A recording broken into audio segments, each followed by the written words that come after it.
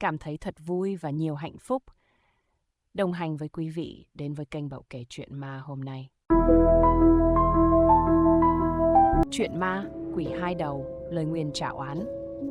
Cơn mưa rào cuối hè đổ xuống ào ạt, kéo theo màn sương dày đặc bao phủ khắp lối mòn dẫn vào làng. Con đường đất trơn trượt, từng vết bánh xe lún sâu xuống bùn nhão, tạo thành những rãnh dài. Một người đàn ông trẻ tuổi bước chậm rãi vào làng. Ánh mắt anh lướt qua những mái nhà siêu vẹo, những bức tường nứt nẻ, như thể nơi đây đã bị thời gian lãng quên. Không một bóng người ra vào, chỉ có tiếng gió rít qua những hàng cây khẳng khiu. Anh tìm ai? Một giọng khàn khàn vang lên từ phía trong căn nhà gỗ gần đó. Người đàn ông quay lại, bắt gặp một bà lão gầy guộc, đôi mắt đục ngầu, đang đứng tựa cửa nhìn anh dò xét. Tôi nghe nói làng này có một truyền thuyết về quỷ hai đầu, anh nói, cố giữ giọng bình tĩnh. Mặt bà lão bỗng tái mét, bà siết chặt mép áo, lùi một bước như thể vừa nghe thấy điều cấm kỵ. Cậu đi, đừng hỏi về nó nữa. Xin bà, tôi chỉ muốn biết sự thật. Bà lão nheo mắt nhìn anh một lúc lâu, rồi thở hắt ra. Cách đây hơn 100 năm, có hai anh em sinh đôi bị kết tội giết người. Họ bị dân làng hành hình tàn bạo, đầu bị chặt rời, thi thể vứt xuống giếng hoang. Nhưng ngay đêm hôm đó, người ta nghe thấy tiếng khóc than, tiếng rên rỉ vọng lên từ lòng đất. Rồi từng kẻ một trong làng biến mất. Bà lão dừng lại, ánh mắt hoảng sợ. Những người liên quan đến vụ án năm xưa đều chết cả. Mỗi người khi tìm thấy đều không còn nguyên vẹn. Người đàn ông cảm thấy sống lưng lạnh buốt. Anh siết chặt chiếc máy ghi âm trong tay. Tối nay đừng ra ngoài, bà lão thì thào, nhất là khi nghe thấy tiếng gọi. Bầu trời xám xịt, sấm chớp giật ngang dãy núi phía xa. Trong cơn gió thốc qua ngõ vắng, một âm thanh khe khẽ vang lên, tiếng gọi ai oáng như từ hai giọng nói hòa làm một. Trả đầu cho ta, trả đầu lại cho ta. Màn đêm buông xuống, bóng tối phủ trùm lên ngôi làng hoang vắng. Người đàn ông ngồi trong căn phòng trọ cũ kỹ, ánh đèn dầu leo lét hắt lên bức tường loang lổ. Câu chuyện của bà lão vẫn ám ảnh trong tâm trí anh. Bỗng cộc cộc cộc, tiếng gõ cửa vang lên giữa đêm khuya. Anh giật mình bước ra phía cửa. Ai đó? Không có tiếng trả lời, chỉ có gió rít ngoài hiên.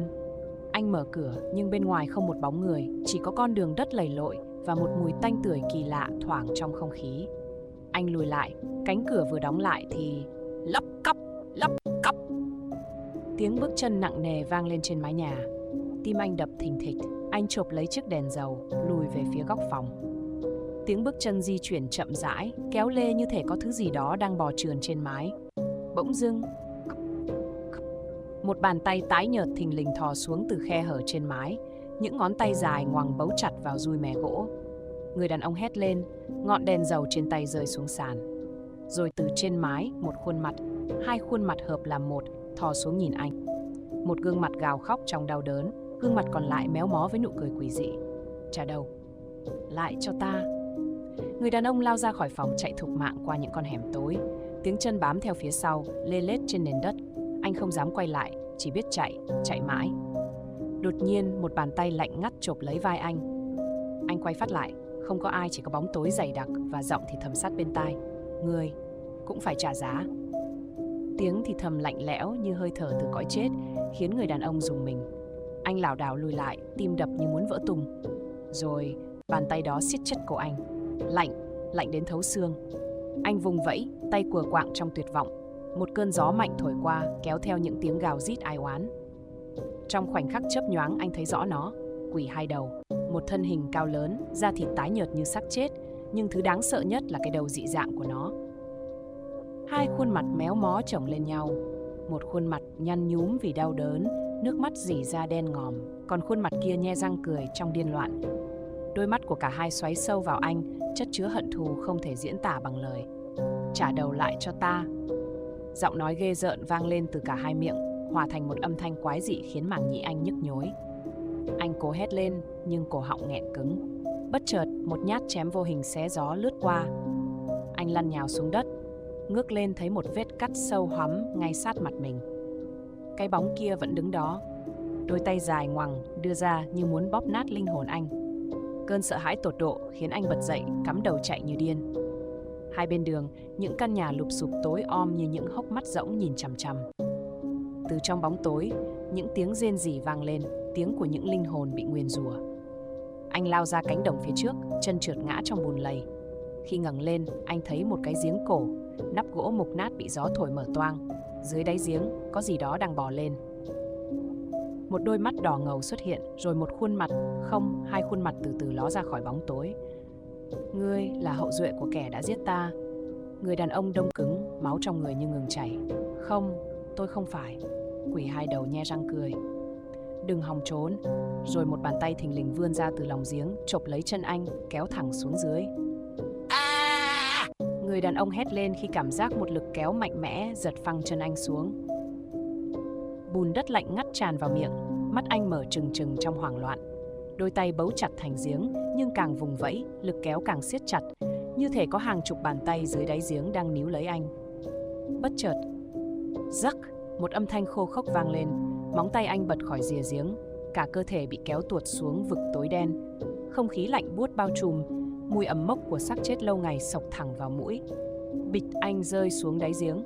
Một cơn đau nhói chạy dọc sống lưng, nhưng chưa kịp phản ứng, anh đã cảm nhận được một thứ gì đó đang bò trên da mình. Anh rùng mình. Bàn tay run rẩy của quạng trong bóng tối. Sột soạt, có gì đó chạm vào mặt anh. Một sợi tóc. Anh từ từ nâng ngọn đèn pin nhỏ trong tay, chiếu thẳng lên. Và rồi, tim anh như ngừng đập. Hàng chục gương mặt trắng bệch đang nhìn chằm chằm vào anh. Những khuôn mặt méo mó, biến dạng với đôi mắt trống rỗng, miệng há hốc như đang câm lặng gào thét. Họ không có cơ thể, chỉ là những cái đầu bị vứt chồng chất lên nhau. Nơi này là mồ chôn những linh hồn oan khuất. Ngươi cũng sẽ ở lại đây. Giọng nói rợn người vang lên sau lưng. Anh quay đầu lại, quỷ hai đầu đứng đó. Hai khuôn mặt, một khóc một cười, ghé sát vào anh. Một bàn tay xương sẩu chậm chậm nâng lên, chạm vào cổ anh. Lạnh, cái lạnh của cái chết. Ngươi sẽ phải trả giá. Không. Trong cơn tuyệt vọng, anh vớ lấy một tảng đá, ném thẳng vào sinh vật trước mặt. Nhưng khi viên đá chạm vào, cơ thể quỷ hai đầu vỡ ra thành một làn khói đen, nhưng không biến mất. Không, làn khói đó đang tràn vào cơ thể anh. Cảm giác lạnh lẽo xuyên thấu vào từng thớ thịt, đôi mắt anh tối sầm lại. Một cơn đau xé toạc tâm trí. Rồi, trong đầu anh vang lên hai giọng nói. Một giọng gào khóc, một giọng cười điên loạn. Cơn ác mộng mới chỉ bắt đầu. Người đàn ông gào lên, hai tay ôm chặt đầu khi cơn đau xuyên thấu tâm trí. Giọng nói quái dị trong đầu anh vang vọng không ngừng. Một tiếng khóc xé lòng, một tiếng cười ma quái đầy thù hận. Ngươi là một phần của ta. Cơ thể anh cứng đờ, mắt trợn trắng, hơi thở gấp gáp. Trong khoảnh khắc hoảng loạn, anh thấy những hình ảnh mờ ảo thoáng hiện ra. Một phiên tòa thời xa xưa, đám đông cuồng loạn, hai anh em sinh đôi bị trói vào cột xử tử. Máu văng tung tóe khi lưỡi dao rơi xuống. Anh đang nhìn thấy ký ức của quỷ hai đầu. Những cái đầu vô hồn chất đống bỗng dưng cử động, miệng há rộng, đồng loạt rên rỉ. Chạy đi, một giọng nói khác vang lên trong đầu anh. Không còn suy nghĩ gì nữa, anh siết chặt chiếc đèn pin, vùng dậy lao về phía bức tường giếng nhấp nháp. Những bàn tay tái nhợt từ những cái đầu giãy giụa dưới chân anh, cố kéo anh xuống. Anh dùng hết sức bám vào vách giếng, từng chút một trèo lên. Móng tay cào vào bùn đất rách toạc, máu chảy ròng ròng, nhưng anh không dừng lại. Phía dưới một tiếng gầm rít lên phẫn nộ. Quỷ hai đầu đang nổi điên. Làn khói đen từ nó bốc lên uốn lượn như hàng trăm cánh tay đang cố chộp lấy anh. Một bàn tay ma quái vươn ra siết chặt cổ chân anh. Xuống đây với ta. Bàn tay siết mạnh kéo anh rơi xuống. Anh tuyệt vọng nắm lấy một sợi dây leo cũ kỹ mọc bên giếng, nhưng rắc, sợi dây đứt ngang. Cơ thể anh rơi tự do. Nhưng đúng lúc đó, bùm, một tiếng nổ vang lên. Một luồng ánh sáng trắng lóe lên từ miệng giếng, xuyên thẳng xuống đáy. Một tiếng thét thất thanh vang lên, làm rung chuyển cả lòng đất. Anh ngã xuống nền đất ẩm ướt, tim đập dồn dập. Khi ngước lên anh thấy quỷ hai đầu không còn nữa. Chỉ còn lại bóng dáng của một người đang nhìn anh chằm chằm. Người đàn ông thở dốc, mồ hôi lạnh túa ra khắp người. Anh chớp mắt nhìn lên. Bóng dáng kia vẫn đứng bất động giữa làn khói trắng đang tan dần. Đó là một người đàn ông mặc áo vải xưa cũ, gương mặt hốc hác, đôi mắt sâu hoắm như chứa cả vực thẳm. Ngươi đã thấy rồi chứ? Giọng nói ấy vang lên, không hẳn là giận dữ, cũng không hẳn là đau khổ. Người đàn ông lắp bắp, cổ họng khô khốc. Ông là ai? Bóng người kia bước tới một bước, ánh sáng nhạt nhòa từ miệng giếng soi rõ khuôn mặt méo mó của ông ta. Ta là kẻ bị phản bội, là kẻ đã bị xử oan. Một cơn gió lạnh quét qua, mang theo những âm thanh thì thầm ghê rợn. Người đàn ông bắt đầu hiểu ra. Đây không phải quỷ hai đầu, đây là một trong hai người anh em sinh đôi năm xưa. Người ta đã giết chúng tôi. Giọng nói ấy trở nên nghẹn ngào, bàn tay gầy guộc siết chặt thành nắm đấm. Họ chặt đầu chúng tôi, ném xác xuống đây, rồi dựng lên một lời nguyền độc ác để che giấu tội ác của mình. Người đàn ông rùng mình. Lời nguyền không phải do các ông tạo ra. Đôi mắt đục ngầu chợt sáng lên. Không, lời nguyền này là của hắn. Bất thình lình, một tiếng gầm rú vang lên từ sâu trong lòng giếng. Làn khói đen đang tụ lại, xoắn vào nhau như một cơn lốc. Rồi từ trong đó, một gương mặt vặn vẹo xuất hiện. Một nửa là khuôn mặt của người đàn ông trước mặt anh, nửa còn lại là một cái đầu quỷ dữ tợn, đôi mắt đỏ rực như than hồng. Quỷ hai đầu vẫn chưa biến mất, nó đang hợp nhất thành một thực thể mạnh. Ta không bao giờ biến mất. Một cơn sóng xung kích bùng nổ, thổi bay tất cả mọi thứ xung quanh. Người đàn ông bị hất văng, đập mạnh vào vách giếng. Khi ngẩng đầu lên, anh thấy hai thực thể đối đầu nhau. Một bên là người anh trai oan khuất, một bên là con quỷ mang theo hận thù điên loạn. Và rồi cả hai lao vào nhau trong trận chiến cuối cùng giữa công lý và thù hận. Hai thực thể lao vào nhau, tạo ra một luồng xung kích khủng khiếp, khiến cả giếng cổ rung chuyển. Tiếng gào thét, tiếng rít xé gió vang vọng khắp không gian tối tăm. Người đàn ông bị hất văng vào vách giếng. Cơ thể đau nhói, nhưng anh không thể rời mắt khỏi cuộc chiến kinh hoàng trước mặt. Quỷ hai đầu gầm rú, làn khói đen từ cơ thể nó bốc lên như một ngọn lửa ma quái. Những chiếc bóng méo mó trồi ra từ trong khói, hàng trăm cánh tay vươn ra, cấu xé không gian. Người anh trai đã chết không hề lùi bước. Dưới ánh sáng mờ nhạt từ miệng giếng, anh ta lao tới, đôi tay phát ra một luồng sáng trắng, xuyên thủng màn đêm. Mỗi cú đánh của anh ta đều khiến quỷ hai đầu quằn quại, gào thét trong giận dữ. Hận thù không thể đưa ngươi ra khỏi nơi này. Dừng lại đi. Im đi, ta muốn tất cả chúng phải trả giá. Quỷ hai đầu gào lên, hai khuôn mặt vặn vẹo, đôi mắt đỏ rực như ngọn lửa địa ngục. Nó lao vào người anh trai, móng vuốt sắc nhọn cắm sâu vào ngực ông ta. Xét! Người anh trai bật ra sau, máu đen chảy thành dòng. Nhưng thay vì gục ngã, ông ta mỉm cười đầy đau đớn. Ngươi không còn là em trai ta nữa. Rồi ông ta nhìn về phía người đàn ông đang run rẩy dưới đất. Ngươi phải kết thúc chuyện này. Làm sao? Tôi không thể. Ngươi có thể, vì ngươi mang dòng máu kẻ đã hại chúng ta. Lời nói ấy như một nhát dao đâm thẳng vào tâm trí người đàn ông. Anh sững sờ rồi chợt nhớ lại cơn ác mộng, ký ức, những hình ảnh mơ hồ mà anh đã thấy.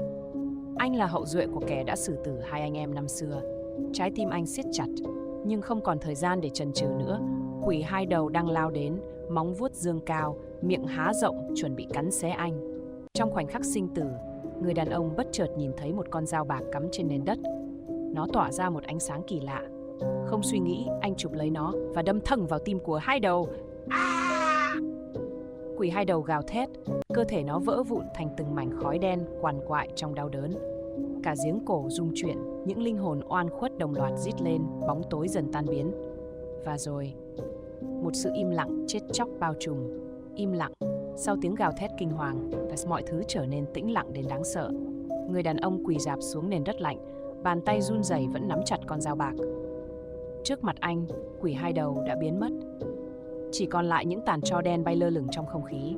Thật sự, đã kết thúc rồi sao? Anh thở dốc, tim đập thình thịch. Đôi mắt anh lia nhanh khắp lòng giếng tối tăm, nơi trước đó là địa ngục của những linh hồn bị nguyền rủa. Không còn tiếng rên rỉ, không còn những cái đầu oang khuất. Mọi thứ đã yên lặng. Nhưng cảm ơn ngươi, một giọng nói vang lên. Anh giật mình quay lại.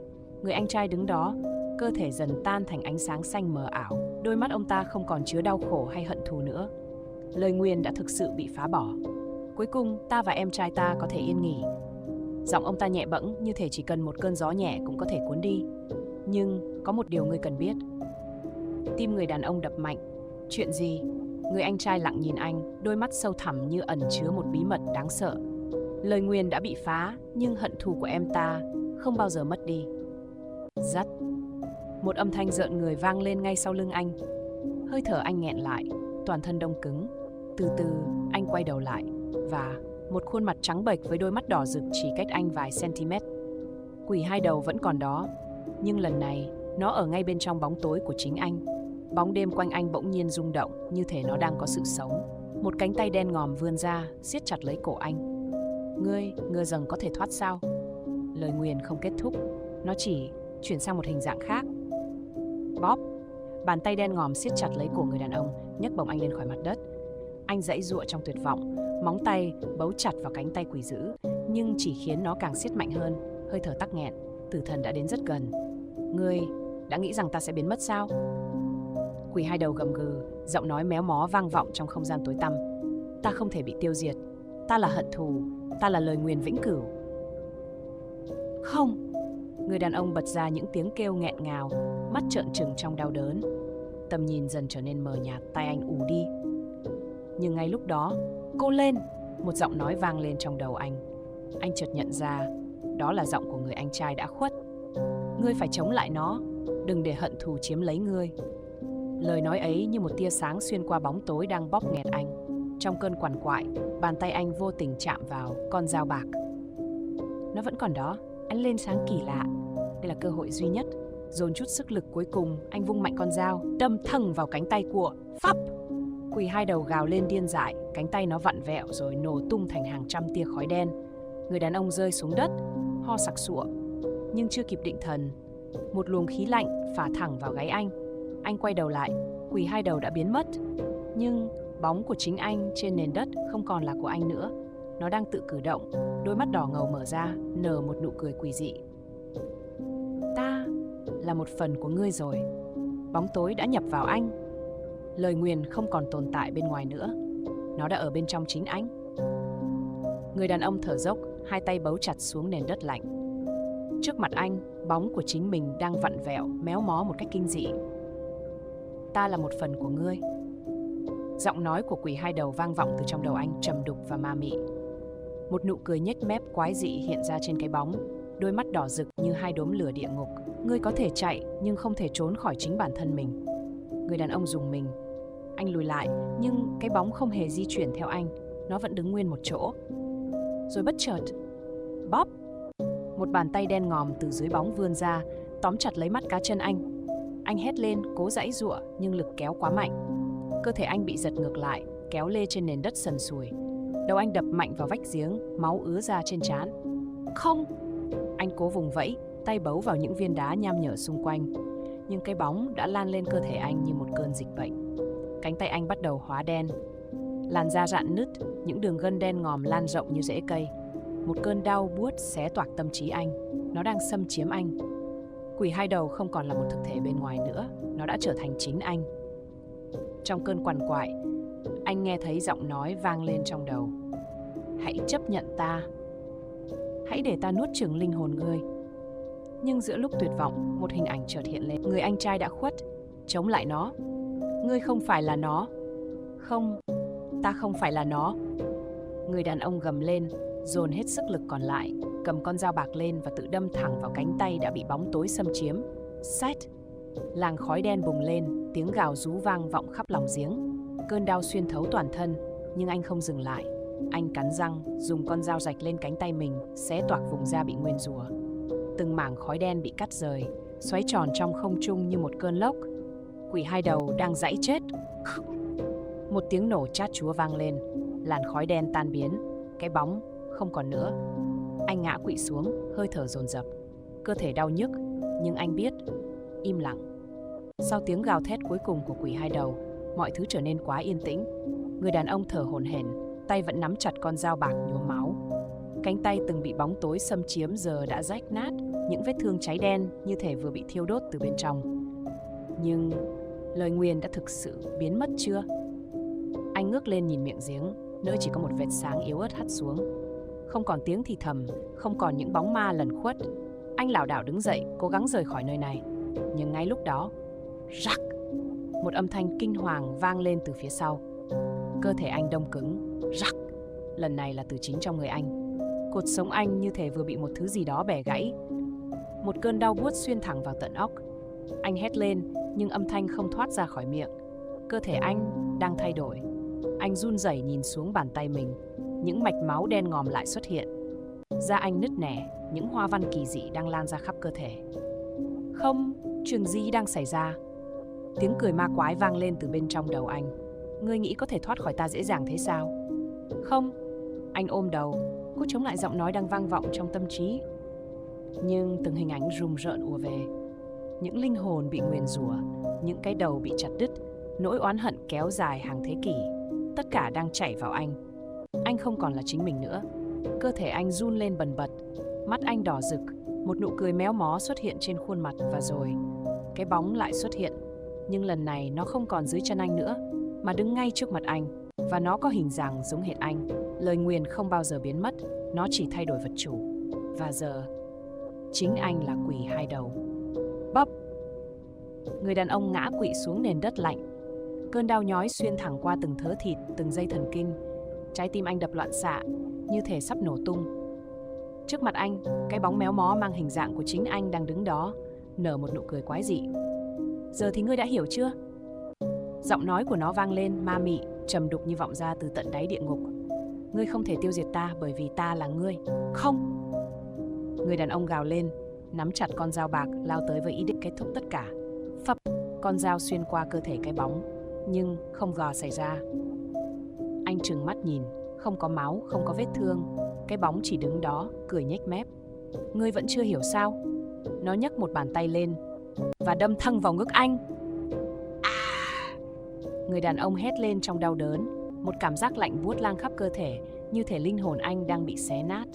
Anh quằn quại trên mặt đất, hai tay ôm lấy đầu. Trong tâm trí, những hình ảnh khủng khiếp bắt đầu xuất hiện. Hàng loạt khuôn mặt méo mó, những đôi mắt trống rỗng, những linh hồn bị nguyền rủa. Tất cả đang xâm nhập vào anh. Tất cả đang trở thành một phần của anh. Cái bóng quỳ xuống, ghé sát vào tai anh thì thầm. Hãy chấp nhận ta và ngươi sẽ trở thành thứ vĩ đại nhất mà ngươi từng tưởng tượng. Hãy để ta hòa làm một với ngươi. Anh thở dốc, bàn tay siết chặt đến mức móng tay cắm sâu vào da thịt. Anh cảm thấy một sự cám dỗ kỳ lạ. Nếu anh chấp nhận cái bóng, anh sẽ không còn là con người yếu đuối nữa. Anh sẽ có sức mạnh, anh sẽ trở thành kẻ thống trị nỗi sợ hãi. Nhưng đổi lại, anh sẽ không bao giờ còn là chính mình. Cơ thể anh run rẩy, tim anh đập mạnh. Đôi mắt anh dần biến thành màu đỏ thẫm. Và rồi, một tiếng cười khẽ thoát ra từ miệng anh. Lời nguyền đã kết thúc, nhưng một con quỷ mới vừa được sinh ra. Ha! Tiếng cười trầm đục vang vọng trong bóng tối. Người đàn ông ngẩng đầu lên. Đôi mắt anh đỏ rực như hai hố lửa địa ngục. Làn da dần biến sắc, những đường gân đen ngòm lan khắp cơ thể. Cơn đau biến mất, thay vào đó là một cảm giác đầy quyền lực. Ngươi đã hiểu rồi phải không? Cái bóng đứng trước mặt anh nhếch mép cười. Giờ ngươi và ta là một.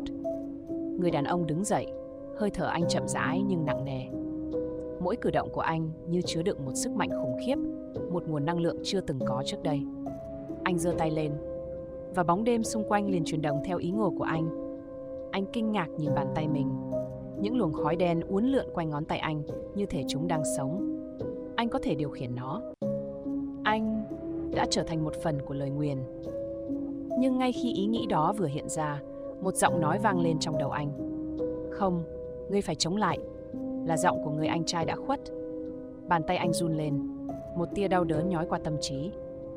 Ký ức về quá khứ, về những nạn nhân vô tội, về những tiếng kêu gào trong tuyệt vọng, tất cả tràn về.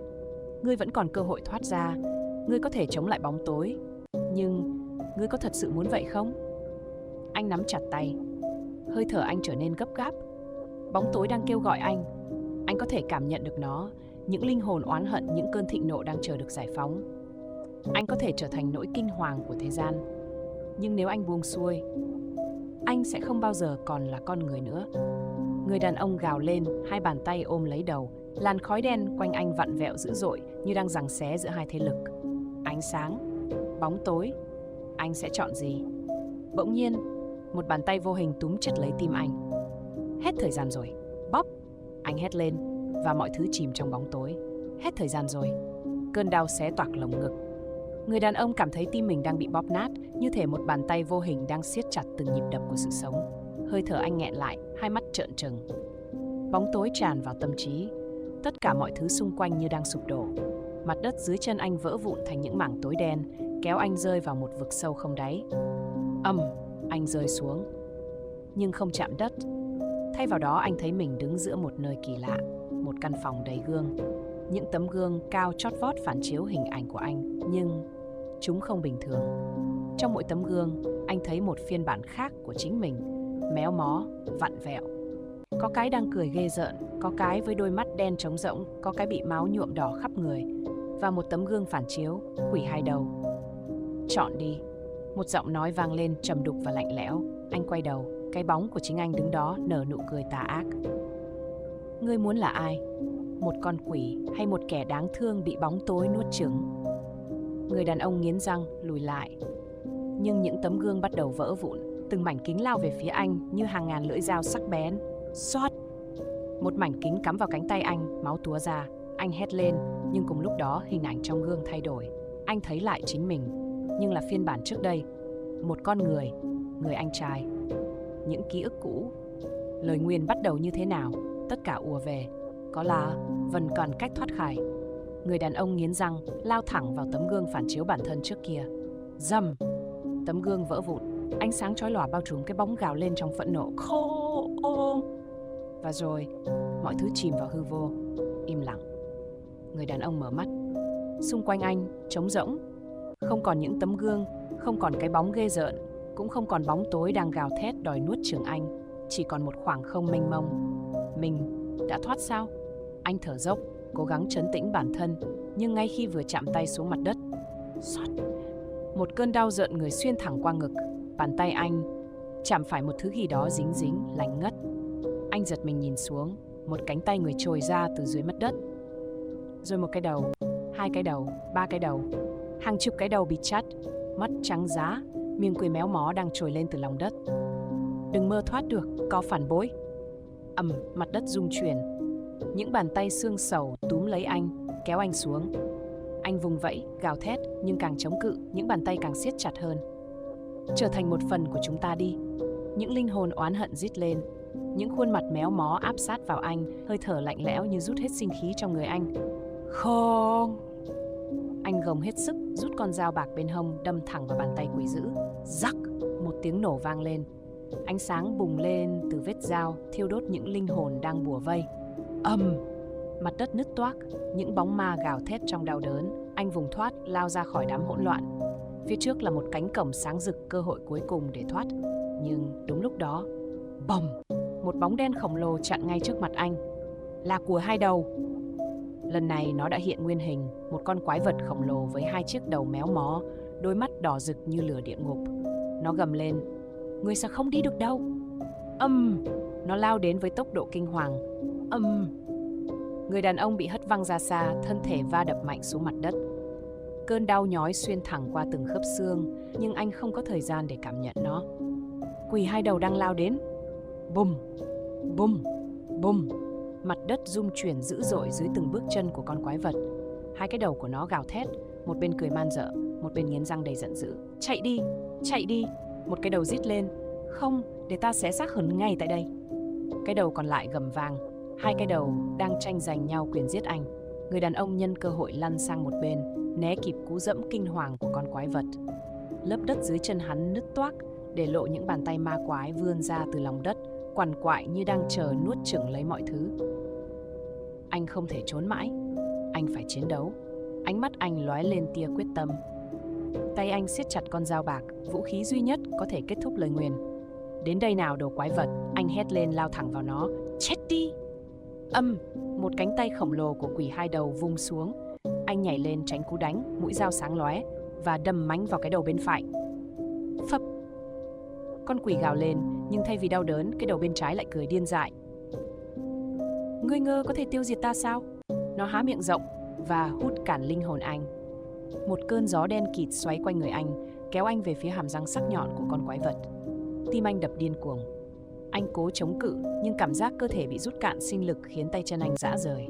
Sẽ không kết thúc như thế này. Anh cắn răng, dùng hết sức rút mạnh con dao khỏi đầu con quỷ và cắt phăng một bên cổ nó.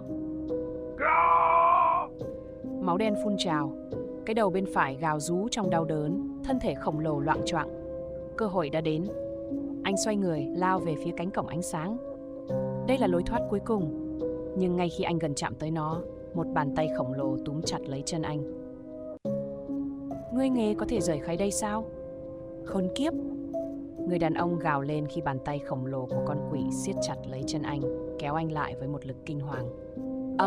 Cả thân thể anh đập mạnh xuống mặt đất. Xót, lưỡi dao bạc vung mạnh chém một đường ngang cổ con quái vật.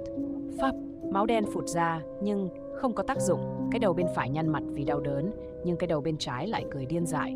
Ngu ngốc, ngươi tưởng có thể há gực ta với chỉ một nhát dao sao? Bồm, nó vùng tay, một cú đánh kinh hoàng quét ngang không gian. Người đàn ông không kịp tránh. Cả thân thể anh bị hất văng ra xa, đập mạnh xuống nền đất cứng. Một vết rách lớn xuất hiện trên ngực anh, máu trào ra. Cơn đau xé toạc từng tế bào. Anh thở dốc, đôi mắt mở đi. Không lẽ đây là kết thúc sao? Quỷ hai đầu chậm chậm tiến đến, bóng tối bùa vây quanh nó. Cúi xuống, trở thành một phần của ta. Những bàn tay ma quái từ lòng đất trồi lên, túm lấy anh, kéo anh xuống. Cảm giác lạnh lẽo bao trùm. Không, không. Đúng lúc đó, một giọng nói vang lên trong đầu anh. Kết thúc nó đi, bằng chính linh hồn của ngươi. Mắt anh mở bừng. Bất chấp cơn đau, anh siết chặt con dao bạc. Nếu chỉ một nhát dao không đủ, thì phải đánh đổi nhiều hơn. Anh hít một hơi sâu, rồi lao thẳng vào tim con quái vật. Xót! Con dao bạc đâm thẳng vào lồng ngực con quái vật. Phắp! Người đàn ông cảm nhận được một lực cản khủng khiếp, như thể lưỡi dao đang xuyên qua, không chỉ là thịt da mà là bản chất của bóng tối. Growl! Quỷ hai đầu gầm lên điên cuồng, bóng tối bao trùm nó vặn vẹo dữ dội, như thể đang cố chống lại lưỡi dao đang xuyên vào. Nhưng anh không dừng lại. Anh dồn hết sức lực còn lại, đâm lưỡi dao sâu hơn. Cạch, lưỡi dao chạm vào trái tim quỷ. Một nguồn sức mạnh đen kịt bắn ngược ra. Bum! Một luồng sóng xung kích dữ dội quét qua không gian. Cả cơ thể anh bị hất văng ra xa, va mạnh vào nền đất. Cơn đau lan tỏa, nhưng anh không quan tâm. Ánh mắt anh vẫn hướng về con quỷ. Nó đang run rẩy. Hai cái đầu của nó vặn vẹo méo mó, miệng há to gào rú. Nhưng trái tim nó chưa ngừng đập. Người đàn ông hoảng hốt, tại sao nó chưa chết? Không đủ, một giọng nói vang lên trong đầu anh. Phải hiến dâng nhiều hơn, cần nhiều hơn. Anh nhìn xuống tay mình. Con dao bạc đang rực sáng, nhưng nó cần thêm một thứ cuối cùng. Máu của chính anh. Nếu đây là cái giá để kết thúc mọi thứ, thì ta sẽ trả. Anh nghiến răng, nâng lưỡi dao lên và tự đâm thẳng vào tim mình. Phấp, máu nóng trào ra, lưỡi dao bạc hấp thụ tất cả. Ánh sáng từ nó rực cháy mạnh hơn bao giờ hết. Vào giây phút đó, tất cả bóng tối xung quanh vụt sáng. Không! Quỷ hai đầu gào lên, toàn bộ cơ thể nó nứt toác, từng mảnh bóng tối rách nát và bốc cháy thành tro. Hai cái đầu của nó tan rã, đôi mắt đỏ rực lịm dần. Bum! Một vụ nổ khổng lồ xé toạc không gian. Vụ nổ ánh sáng lan rộng khắp không gian. Những mảnh vỡ của bóng tối tan biến vào hư vô. Tiếng gào thét của quỷ hai đầu dần mờ nhạt rồi biến mất hẳn. Không còn tiếng gầm rú, không còn bóng tối, mọi thứ chìm vào sự tĩnh lặng chết chóc. Người đàn ông ngã quỵ xuống nền đất, lưỡi dao bạc vẫn cắm sâu trong ngực anh. Máu anh hòa cùng ánh sáng chói lòa. Liệu anh đã thắng? Mí mắt anh dần trĩu nặng, cơ thể như đang bị hút vào khoảng không vô tận. Ý thức của anh đang mờ dần. Không, anh không thể chết, không thể để mọi thứ kết thúc như vậy. Chưa xong đâu. Một giọng nói vang lên trong đầu anh. Anh mở mắt và sững sờ. Trước mặt anh, trong làn ánh sáng chập chờn, một bóng người xuất hiện. Là cô ấy, cô gái có đôi mắt bi thương, người đã bị lời nguyền của quỷ hai đầu giam cầm suốt bao năm. Người đã phá bỏ được lời nguyền. Cô ấy thì thầm, giọng nói nhẹ như làn gió. Anh cố gắng thở, nhưng mỗi hơi thở đều đau đớn như bị dao cắt. Vậy tại sao ta vẫn chưa được tự do? Anh gắng gượng hỏi. Cô gái lặng lẽ tiến đến gần, quỳ xuống bên cạnh anh. Một giọt nước mắt trong suốt lăn dài trên má cô. Bởi vì cô đặt tay lên ngực anh, ngay nơi lưỡi dao bạc vẫn còn cắm chặt. Lời nguyền vẫn chưa hoàn toàn chấm dứt. Bùm! Một luồng ánh sáng bùng lên từ con dao, xuyên thẳng vào người cô gái.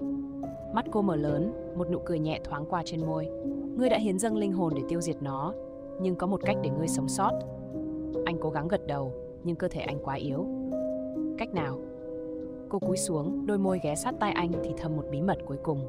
Ngay lập tức mắt anh mở bừng. Người đàn ông mở to mắt. Cái giá để quay về là gì? Cô gái khẽ mỉm cười, nhưng trong ánh mắt ấy là sự đau đớn. Ngươi phải thay thế ta. Tim anh thắt lại. Cô ấy tiếp tục, giọng nói nhẹ như gió thoảng. Ngươi đã phá hủy quỷ hai đầu, nhưng lời nguyền vẫn cần một kẻ gánh chịu. Nếu ngươi muốn sống, ngươi phải trở thành kẻ canh giữ nơi này, giam giữ tất cả những linh hồn lạc lối, thay cho ta. Mọi thứ dường như ngừng lại. Nếu anh đồng ý, anh sẽ không bao giờ rời khỏi đây. Anh sẽ trở thành một phần của bóng tối, mãi mãi. Nhưng nếu anh từ chối, anh sẽ chết. Ngươi phải chọn đi. Bàn tay cô đặt lên vết thương trên ngực anh. Một cơn đau nhói xuyên qua cơ thể. Anh nhìn vào mắt cô, đôi mắt chứa đựng quá nhiều khổ đau. Cô ấy đã bị mắc kẹt ở đây bao lâu rồi? Bao nhiêu linh hồn đã bị cuốn vào vòng luân hồi oan nghiệt này? Anh siết chặt bàn tay đẫm máu. Không, anh đã chiến đấu đến tận đây, không phải để trở thành một phần của bóng tối. Ta không chấp nhận số phận này. Một luồng khí mạnh mẽ bùng lên từ cơ thể anh. Con dao bạc trong ngực anh bỗng rực sáng lần nữa. Cô gái giật mình, lùi lại. Người đang làm gì? Anh nghiến răng, siết chặt chuôi dao và giật mạnh nó ra. Phắp, máu bắn tung tóe nhưng anh không gục ngã. Anh nâng con dao bạc lên cao, hướng thẳng vào trái tim cô gái. Cô tròn mắt kinh hoàng. Ngươi định làm gì? Kết thúc mọi thứ. Xoát, anh đâm thẳng lưỡi dao vào cô. Bùm, một tiếng nổ vang trời, ánh sáng bùng lên dữ dội. Phắp, lưỡi dao bạc xuyên thẳng vào ngực cô gái. Cô mở to mắt, cơ thể run rẩy nhưng không có tiếng hét đau đớn. Thay vào đó, cô cười. Một nụ cười kỳ lạ, mơ hồ giữa hạnh phúc và bi thương. Cuối cùng, ngươi cũng đã làm điều cần phải làm. Người đàn ông khựng lại, bàn tay anh vẫn còn siết chặt chuôi dao. Ngươi đang nói gì? Bóng tối xung quanh bắt đầu xoắn lại, không gian vặn vẹo dữ dội như thể cả thế giới đang sụp đổ. Cô gái đưa tay nắm lấy lưỡi dao bạc cắm trên ngực mình, một dòng ánh sáng đỏ rực trào ra từ vết thương. Ta không phải là nạn nhân của lời nguyền, mà chính là nguồn cội của nó. Anh chấn động. Cô ấy là nguồn gốc của lời nguyền sao? Nhưng chưa kịp phản ứng, một cơn đau kinh hoàng bùng lên trong cơ thể anh. Lưỡi dao bạc đang rút cạn sức mạnh của anh. Cô gái nghiêng đầu, đôi mắt lấp lánh như hai viên đá quý. Ngươi nghĩ ngươi có thể thoát sao? Từ vết thương trên ngực cô, một luồng bóng tối bùng ra, tràn thẳng vào người anh. Cả thế giới xoay tròn. Anh hét lên, nhưng âm thanh của anh bị nhấn chìm trong hư không. Bóng tối đang nuốt chửng anh. Những tiếng thì thầm vang lên trong đầu anh. Hàng trăm, hàng ngàn linh hồn bị nguyền rủa đang gào khóc, van xin được giải thoát. Trở thành một phần của ta đi, và chúng ta sẽ thống trị nơi này mãi mãi. Bàn tay cô đưa lên, chạm vào má anh. Chấp nhận đi. Nhưng đúng lúc đó, bầm, lưỡi dao bạc đột ngột bùng cháy rực rỡ. Ánh sáng trắng xóa quét tan mọi bóng tối. Cô gái gào lên trong đau đớn. Anh cảm nhận được lời nguyền đang bị xé nát. Bóng tối đang tan biến. Bầm, ánh sáng bạc từ con dao lan rộng, xé nát từng mảng bóng tối đang cố nuốt chửng anh. Cô gái thét lên trong đau đớn. Cơ thể cô nứt toác như một chiếc gương vỡ vụn. Không. Bàn tay cô vươn ra, cố bám lấy anh, nhưng anh đã lùi lại. Cảm nhận được một luồng sức mạnh đang kéo anh ra khỏi nơi này. Anh đang rời khỏi vùng đất nguyền rủa. Nhưng ngay lúc đó, mặt đất dưới chân anh sụp xuống. Một bàn tay đen kịt chộp lấy cổ chân anh. Anh bị giật mạnh xuống. Ngươi nghĩ có thể rời đi dễ dàng như vậy sao? Giọng cô gái vang lên, nhưng lần này không còn vẻ yếu đuối. Nó lạnh lẽo và đầy giận dữ. Cô không còn là con người, cô là lời nguyền. Đôi mắt cô phát sáng rực đỏ, mái tóc dài bay tán loạn, những vết nứt trên da cô rỉ ra một thứ chất lỏng đen đặc. Cô đang hấp thụ tất cả bóng tối còn lại và trở thành một thực thể mạnh hơn cả quỷ hai đầu. Anh cố gắng giằng ra nhưng bàn tay cô siết chặt hơn. Ngươi không có lựa chọn nào khác, hoặc ở lại hoặc chết cùng ta. Không, anh sẽ không để bản thân bị giam cầm. Anh siết chặt chuôi dao, tập trung tất cả sức mạnh còn sót lại và chém thẳng vào cánh tay cô. Xoát! Cánh tay đen kịt đứt lìa, chất lỏng đen bắn tung tóe khắp nơi. Cô gái rú lên. Anh nhân cơ hội bật người lên, lao ra khỏi vực thẳm đang sụp đổ. Bóng tối dưới chân vỡ vụn như kính, những mảng hắc ám tan vào hư vô. Cô gái cố gắng với lấy anh lần cuối, nhưng ánh sáng bạc nuốt chửng cô hoàn toàn. Một vụ nổ chói lòa xé toạc không gian. Anh cảm nhận được cơ thể mình nhẹ bẫng. Anh đã thoát. Rắm! Anh rơi mạnh xuống nền đất lạnh lẽo. Cơ thể đau nhức, nhưng hơi thở vẫn còn. Anh còn sống. Không gian xung quanh tĩnh lặng một cách kỳ lạ. Không còn tiếng gào thét, không còn bóng tối đáng sợ bao trùm. Mọi thứ đã kết thúc rồi sao? Anh gượng dậy, nhìn quanh. Không, đây không phải nơi anh đã bắt đầu. Bầu trời tối đen, mặt đất khô cằn, không một dấu hiệu của sự sống. Anh đang ở đâu? Bỗng nhiên, xoét, một vết rạch xuất hiện giữa không trung, tách toạc không gian thành hai phần. Từ trong vết nứt, một bóng người bước ra, là cô ấy. Nhưng lần này, cô hoàn toàn khác. Không còn hình dáng yếu đuối, đôi mắt bi thương. Thay vào đó, một thực thể mang dáng dấp của cô, nhưng đáng sợ hơn. Làn da trắng bệch, đôi mắt đỏ rực, mái tóc dài tung bay trong gió. Một vầng hào quang đen kịt bao quanh cô xoáy tròn như một cơn bão. Ngươi tưởng đã thoát, Giọng nói của cô vang lên nhưng không còn mang hơi thở con người. Ta và ngươi vẫn còn một sợi dây ràng buộc. Anh siết chặt con dao bạc, lùi lại. Lời nguyền đã bị phá vỡ. Anh gằn giọng. Cô cười khẽ. Nhưng ngươi đã quên điều quan trọng nhất. Không gian xung quanh rung chuyển dữ dội. Bóng tối từ cơ thể cô lan ra, kéo dài thành những sợi xích đen xì quấn chặt lấy tay chân anh. Chính ngươi đã trở thành một phần của lời nguyền. Mắt anh mở to kinh hoàng. Cô đưa tay lên, bàn tay trắng bệch đặt lên ngực anh. Ngay lập tức, một cơn đau khủng khiếp bùng lên. Anh hét lên trong tuyệt vọng.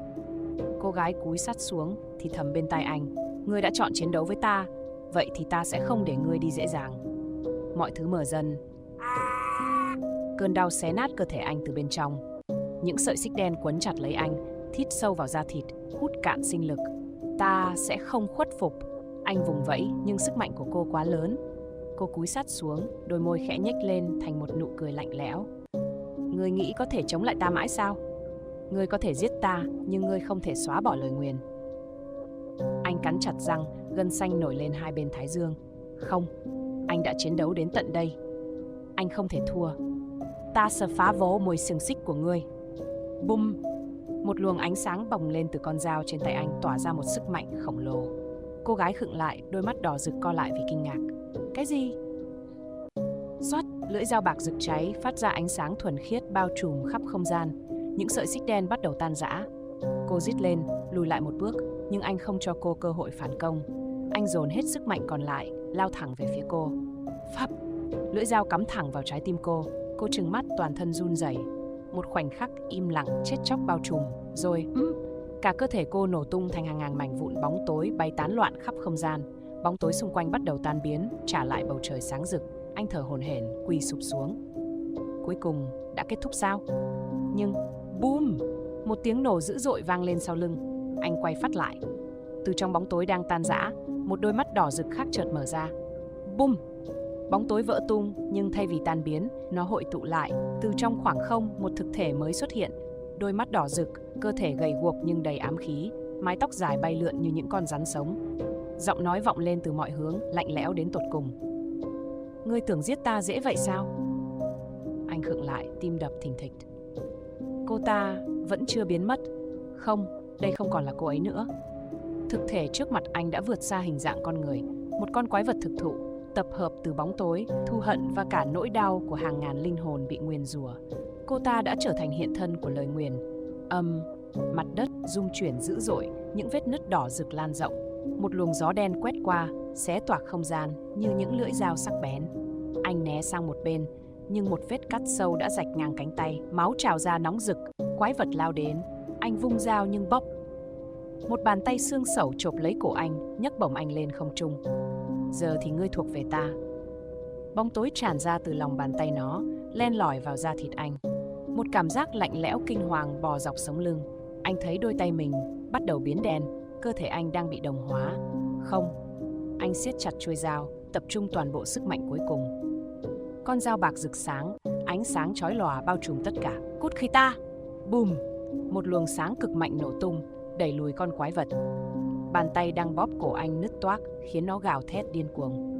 Nhưng dù bị đẩy lùi, nó vẫn chưa thực sự biến mất. Anh chỉ có một cơ hội cuối cùng, phải kết thúc nó ngay lúc này. Lực đẩy từ luồng sáng làm con quái vật lảo đảo, những lớp da xám ngoét bị thiêu cháy bởi ánh bạc. Nó gầm lên, mắt đỏ rực, tức giận tột độ. Ngươi không thể hủy diệt ta. Bóng tối quanh nó quấn lại, tạo thành những chiếc xúc tu đen kịt, vươn ra như những con rắn khổng lồ. Vù, một xúc tu lao tới, quất mạnh vào anh. Bốp, anh bị hất văng xa hàng chục mét, lưng va mạnh vào vách đá. Khụ, máu trào ra từ khóe miệng. Cơn đau xé nát từng thớ thịt, nhưng anh không thể gục ngã. Không bây giờ. Anh cố đứng dậy, bàn tay siết chặt con dao bạc. Nó vẫn sáng rực, nhưng ánh sáng ấy đang yếu dần. Anh biết, nếu không kết thúc ngay, anh sẽ không còn cơ hội thứ hai.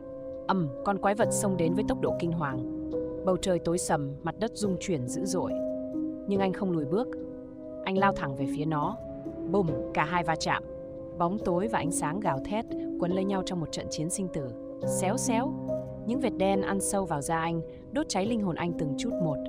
Đau đớn tột cùng. Nhưng ngay lúc này, anh nhìn thấy nó. Ngay giữa lồng ngực con quái vật, ẩn sau những lớp bóng tối u ám, là một trái tim đang đập. đó chính là điểm yếu của nó. Đây là cơ hội. Anh dồn tất cả sức mạnh cuối cùng vào con dao bạc và lao thẳng vào tim nó. Chết đi! Xoát! Lưỡi dao cắm phập vào tim nó. Một tiếng thét kinh hoàng xé toạc không gian. Bóng tối nổ tung, từng mảnh vỡ xoáy vào hư vô. Toàn thân anh bị hất văng, lơ lửng giữa một vùng ánh sáng chói lòa. Cú đâm chí mạng khiến cơ thể quái vật co giật dữ dội, từng thớ thịt đen xì nứt toác. Từ vết thương, ánh sáng bạc phun ra, xé toạc bóng tối bao trùm lấy nó. Con quái vật gào thét điên cuồng, từng mảnh da thịt bị thiêu rụi trong ánh sáng rực cháy. Nó đang bị hủy diệt, nhưng một luồng khí đen từ lồng ngực nó bùng nổ, hất tung anh ra xa. Anh đập mạnh xuống đất, toàn thân rã rời, hơi thở đứt quãng. Tuy nhiên, khi anh ngước lên, mắt anh mở to. Dù đã bị đâm xuyên tim, con quái vật vẫn chưa chết hẳn, nó vẫn đứng đó. Nhưng hình dạng của nó đang thay đổi. Thân thể đen xì dần co lại, biến thành một hình hài quen thuộc. Cô ấy không còn là con quái vật khổng lồ, không còn đôi mắt đỏ rực đầy căm hận. Giờ đây, cô đứng trước mặt anh, vẫn với dáng vẻ xưa kia, nhưng ánh mắt đã thay đổi. Không còn căm thù, chỉ còn nỗi đau. Tại sao? Ngươi không bỏ cuộc. Cô thì thầm, giọng nói đầy đau khổ. Anh siết chặt nắm tay, dù toàn thân đau đớn tột cùng. Vì ta không thể để ngươi bị giam cầm mãi mãi. Ánh sáng bạc vẫn le lói quanh lưỡi dao. Và anh biết, đây là khoảnh khắc quyết định. Anh giơ tay lên, nhắm thẳng vào trái tim cô. Nhưng lần này, anh không đâm. Thay vào đó, anh đặt bàn tay lên ngực cô, truyền toàn bộ ánh sáng cuối cùng còn sót lại. Một luồng sáng rực rỡ bùng lên, lan tỏa khắp không gian. Cô mở to mắt, cơ thể run rẩy. Rồi, nước mắt lặng lẽ rơi xuống. Cuối cùng cũng kết thúc rồi sao? Cô mỉm cười một nụ cười thanh thản. Trước khi cơ thể cô tan vào ánh sáng, hòa vào không trung, lời nguyền đã thực sự bị phá vỡ. Ánh sáng bạc chậm chậm tan biến, để lại một khoảng không tĩnh lặng đến đáng sợ. Anh khuỵu gối, mồ hôi thấm đẫm lưng áo. Cuối cùng, tất cả đã kết thúc. Nhưng cảnh vật xung quanh vẫn đen kịt. Cái lạnh xộc thẳng vào tủy sống, làm da anh nổi gai ốc. Không thể nào, lời nguyền đã bị phá. Vậy tại sao bóng tối vẫn còn đây? Bất giác, anh cảm nhận một thứ gì đó phía sau lưng. Một hơi thở lạnh lẽo, sâu thẳm. Sống lưng anh lạnh toát. Anh từ từ quay đầu lại và mắt anh mở to. Cô ấy vẫn đứng đó, nhưng lần này không còn vẻ đau khổ hay thù hận. Chỉ có một nụ cười quỷ dị kéo dài đến tận mang tai. Ngươi tưởng ta đã biến mất sao? Giọng nói vọng lên từ khắp nơi, không còn là của một người, mà là hàng ngàn linh hồn đang thét gào cùng một lúc. Bum! Bóng tối bùng lên dữ dội. Một cơn gió lạnh quét qua, mang theo tiếng cười man dợ xoáy vào tai anh. Anh lảo đảo lùi lại, cảm giác có thứ gì đó đang trườn dưới chân mình. Anh cúi xuống. Những cánh tay đen xì, xương sầu từ dưới đất thò lên, cố kéo anh xuống. Chạy đi! Bóng tối lao đến, nuốt chửng tất cả. Anh gầm lên cố vùng vẫy, nhưng càng giãy giụa, cơ thể càng chìm sâu vào hố đen vô tận. Không thể thoát, không thể. Bỗng, một giọng nói vang lên trong đầu anh, đừng sợ hãi. Một ánh sáng le lói xuất hiện trong bóng tối. Anh chộp lấy nó, và cả thế giới nổ tung.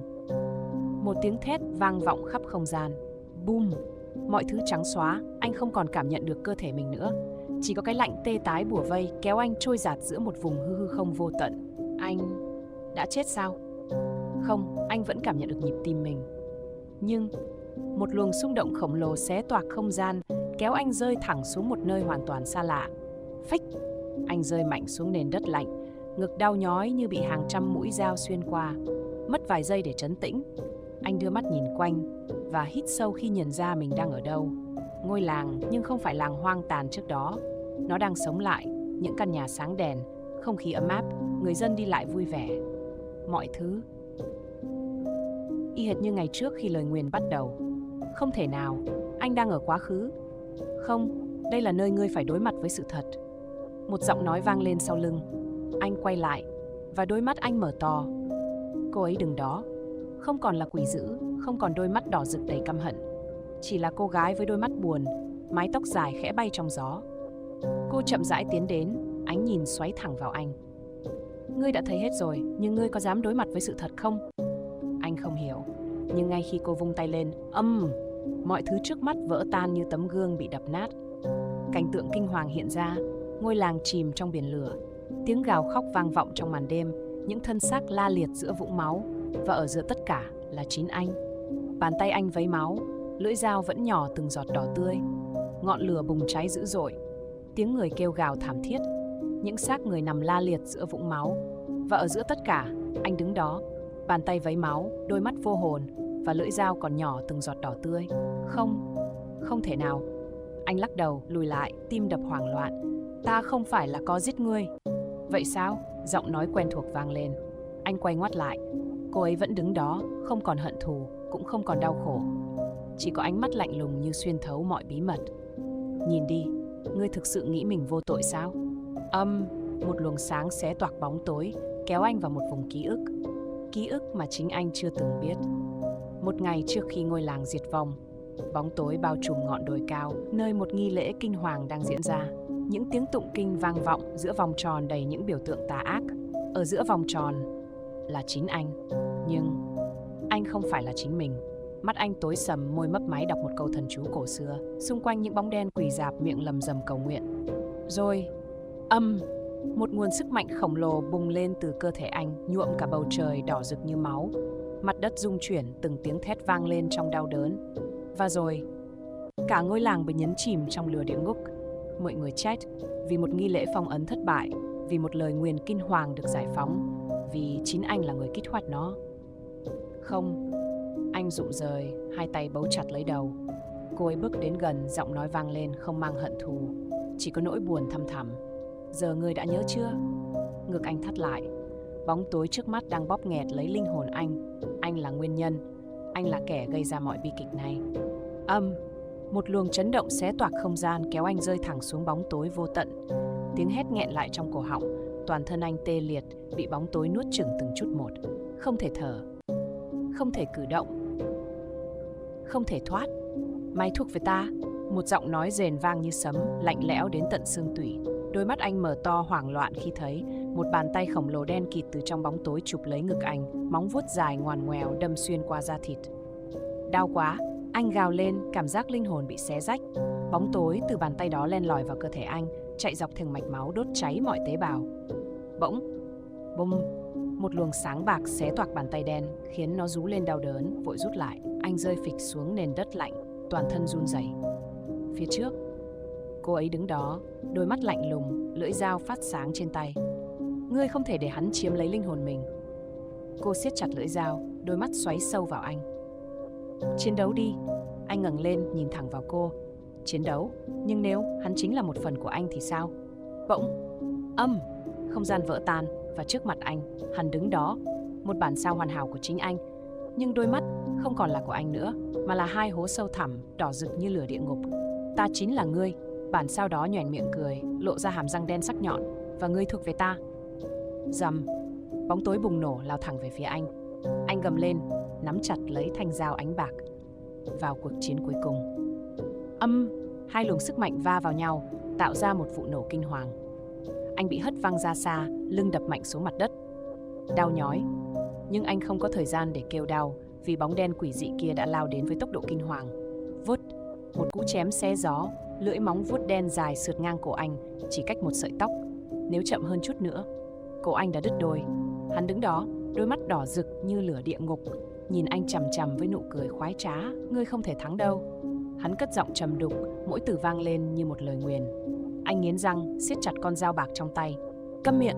Vứt. Anh lao đến, lưỡi dao chém thẳng vào ngực hắn. Nhưng, xót. Hắn tan thành một làn khói đen, biến mất trước khi lưỡi dao chạm vào. Chậm quá. Giọng hắn vang lên ngay sau lưng. Anh quay ngoắt lại. Bùm. Cả cơ thể bị một cú đấm kinh hoàng giáng thẳng vào ngực, hất văng đi như một con búp bê vỡ nát. Phách. Anh đập mạnh xuống đất, máu trào ra miệng, tầm nhìn mờ dần. Không được, nếu tiếp tục như thế này. Bỗng, một bàn tay lạnh buốt chạm vào trán anh. Một giọng nói thì thầm bên tai. Nhớ đi, nhớ lại đi. Hình ảnh một vòng tròn nghi lễ hiện lên trong tâm trí. Máu, tiếng hét và một câu thần chú, phong ấn. Bùm, một luồng sáng bạc bùng nổ từ trong cơ thể anh, đẩy hắn lùi lại. Anh mở bừng mắt, nắm chặt lưỡi dao. Giờ thì hắn biết rồi, cách để phong ấn con quỷ này mãi mãi. Luồng sáng bạc bùng nổ, quét qua không gian như một cơn bão. Hắn rít lên đau đớn, lùi lại vài bước, nhưng đôi mắt đỏ rực vẫn ánh lên vẻ đầy thách thức. Ngươi nghĩ có thể phong ấn ta lần nữa sao? Hắn gầm gừ, giọng nói như một tiếng vọng từ địa ngục. Anh nghiến răng, cảm nhận luồng sức mạnh đang tuôn chảy trong huyết quản. Lần này, ta sẽ kết thúc ngươi mãi mãi. Anh lao tới, lưỡi dao bạc tỏa ra ánh sáng rực rỡ, vạch một đường sắc bén trong không khí. Xót! Lưỡi dao cắm phập vào ngực hắn, ánh sáng bùng lên. Hắn giống lên, cơ thể co giật dữ dội, làn da bốc cháy thành tro bụi. Nhưng đôi mắt hắn vẫn sáng rực. Ngu ngốc! Bỗng, một luồng khí đen bùng nổ, xé toạc mọi thứ xung quanh. Anh bị hất văng, cảm giác như bị thứ gì đó giằng xé linh hồn. Bóng tối bủa vây, tiếng thì thầm vang vọng trong đầu. Mày không thể tiêu diệt tao vì tao chính là mày. Anh mở bừng mắt, mồ hôi lạnh chảy ròng ròng. Không thể nào. Nếu hắn là anh, nếu hắn chính là phần bóng tối sâu thẳm trong tâm trí anh, vậy phải làm sao để tiêu diệt hắn? Bùm! Hắn lao đến như tia chớp, bàn tay nhuốm đầy bóng tối, nhắm thẳng vào tim anh. Không, trong khoảnh khắc ấy, một tia sáng lóe lên trong tâm trí anh, ký ức, lời nguyền. Cách duy nhất để phong ấn hắn, không phải chiến đấu, mà là chấp nhận hắn. Anh mạnh mẽ mở rộng vòng tay và ôm chặt hắn. Luồng sáng khổng lồ bừng nổ, tiếng thét của hắn xé toạc không gian, cơ thể hắn dần hòa vào trong anh. Hai linh hồn hợp nhất, và rồi mọi thứ chợt tĩnh lặng. Không còn bóng tối, không còn tiếng thét, chỉ còn lại một linh hồn duy nhất. Tĩnh lặng, không còn tiếng thét, không còn bóng tối gào rú trong tâm trí. Anh mở mắt, cảm giác như vừa rơi vào một khoảng không vô tận, nơi không có ánh sáng, không có âm thanh, chỉ có hư vô. Nhưng cơ thể anh không còn đau đớn. Bỗng, người nghĩ đã thắng rồi sao? Giọng nói rền vang vọng lên từ trong chính anh. Bum! Một cơn chấn động kinh hoàng xé toạc không gian, kéo anh chìm vào một chiều không gian khác. Anh quay phát lại. Và hắn vẫn ở đó. Nhưng lần này không còn là một thực thể đáng sợ nữa. Hắn có khuôn mặt giống hệt anh, nhưng đôi mắt vẫn đỏ rực như máu, tỏa ra thứ năng lượng tà ác. Ta không biến mất. Hắn nhếch mép. Ta chỉ đang ở trong ngươi. Một luồng sức mạnh khủng khiếp bùng nổ từ trong người hắn, ép chặt lấy anh. Anh cắn răng, cố giữ vững ý thức, không được để hắn kiểm soát, không được để hắn trỗi dậy lần nữa. Hắn bước tới, đôi mắt như hai hố đen sâu hút. Chúng ta là một, và ngươi biết điều đó. Đừng chống cự nữa. Bỗng, một giọng nói vang lên trong đầu anh. Hãy nhớ, bóng tối không thể bị tiêu diệt, chỉ có thể kiểm soát nó. Anh sững người. Kiểm soát chính là chấp nhận hắn, nhưng không để hắn thống trị. Anh nhắm mắt, hít một hơi sâu rồi mạnh mẽ mở rộng tâm trí. Và để cho hai linh hồn hòa làm một, một ánh sáng chói lòa bùng nổ, xuyên qua bóng tối. Hắn rít lên rồi tan biến vào trong anh, hòa quyện vào linh hồn anh như một phần không thể thiếu. Anh mở mắt và lần đầu tiên cảm thấy hoàn toàn tự do. Ánh sáng bùng lên, xé tan bóng tối xung quanh. Cơ thể anh chấn động dữ dội, linh hồn như bị xé ra từng mảnh. Không, anh cắn chặt răng, cảm giác như có một lực vô hình đang cố giật hắn ra khỏi người mình. Ngươi không thể kiểm soát ta. Giọng hắn gầm lên trong đầu anh, đầy phẫn nộ. Một cơn bão bóng tối bùng nổ, cố gắng tách rời hai linh hồn. Anh ngã quỵ xuống, đôi mắt mờ đi vì đau đớn. Phải làm gì đó. Ngay lập tức, bỗng, anh nhìn thấy một vòng tròn kỳ lạ hiện lên dưới chân mình. Những ký tự cổ đại tỏa sáng, xoay tròn một cách hỗn loạn, và ở trung tâm là hắn. Đôi mắt đỏ rực của hắn xoáy sâu vào anh, chứa đầy sự thù hận. Mày tưởng có thể giam cầm tao mãi mãi sao? Hắn nhếch mép, nụ cười quỷ dị đầy mỉa mai. Anh nghiến răng, siết chặt nắm đấm. Không phải giam cầm, mà là chế ngự. Phong ấn. Anh gầm lên, đưa hai tay lên cao, và vòng tròn ánh sáng bùng nổ hút toàn bộ bóng tối vào trong. Hắn giống lên, cơ thể bị xé ra thành từng mảnh, hòa vào vòng tròn phong ấn. Không còn gào thét, không còn chống cự, chỉ còn lại sự im lặng đáng sợ. Anh thở dốc, quỳ xuống, toàn thân run rẩy. Hắn đã thực sự bị phong ấn bên trong chính anh. Vĩnh viễn. Im lặng. Không còn tiếng gào thét, không còn bóng tối bao phủ. Nhưng mọi thứ vẫn chưa kết thúc. Anh đứng dậy, cảm giác cơ thể nhẹ nhõm như vừa trút bỏ một gánh nặng khổng lồ. Nhưng ngay lúc đó, một cơn chấn động rung chuyển mặt đất khiến anh loạng choạng. Cái gì? Anh nhìn xuống. Vòng tròn phong ấn dưới chân bắt đầu rạn nứt. Không thể nào, hắn đã bị phong ấn. Tại sao? Ta đã nói rồi, ngươi không thể nhốt ta. Giọng hắn vang lên rền rĩ như sấm sét. Bỗng, sắt! Một bàn tay đen kịt chọc xuyên qua vòng phong ấn, tóm chặt lấy chân anh. Anh kinh hãi, cố giật lùi lại, nhưng sức mạnh từ bàn tay ấy quá khủng khiếp. Đi xuống địa ngục với ta! Cả cơ thể anh bị kéo xuống, rơi thẳng vào một vùng tối sâu hun hút. Anh cố vùng vẫy, nhưng bóng tối siết chặt như xiềng xích, kéo anh xuống sâu hơn, sâu hơn. Trong giây phút tuyệt vọng, một tia sáng lóe lên trong tâm trí. Lời nguyền chưa bị phá giải hoàn toàn. Nếu hắn vẫn còn tồn tại thì chỉ có một cách duy nhất, phá hủy vòng phong ấn. Anh Anh gầm lên, dồn toàn bộ sức mạnh còn lại, tung một cú đấm nổ tung không gian xung quanh. Bóng tối bị xé toạc. Bàn tay hắn vỡ vụn, rút lại vào khoảng không hư vô. Âm. Anh rơi xuống nền đất, thở dốc, toàn thân tê liệt vì kiệt sức. Nhưng lần này, hắn thực sự biến mất. Anh thở hổn hển, toàn thân tê liệt, nhưng đôi mắt vẫn dán chặt vào vùng bóng tối nơi hắn vừa biến mất. Thực sự đã kết thúc chưa? Không gian xung quanh vẫn im lặng một cách đáng sợ. Không còn tiếng gầm gừ, không còn hơi lạnh ghê rợn. Nhưng sâu thẳm trong linh hồn, anh vẫn cảm thấy sự hiện diện của hắn. Ầm, mặt đất rung chuyển dữ dội, một vết nứt khổng lồ xé toang mặt đất ngay trước mặt anh. Mày không thể chạy thoát, giọng hắn rền vang. Từ trong vết nứt hắn trồi dậy một lần nữa. Nhưng lần này, hắn không còn là bóng tối vô hình nữa. Cơ thể hắn biến dạng, hai chiếc đầu quỷ gào rú, 4 cánh tay chìa ra với móng vuốt sắc nhọn, toàn thân tỏa ra hắc khí ngùn ngụt. Đây mới chính là hình dạng thực sự của hắn. Anh nghiến răng, lập tức lao tới, quyết không để hắn có cơ hội tái sinh.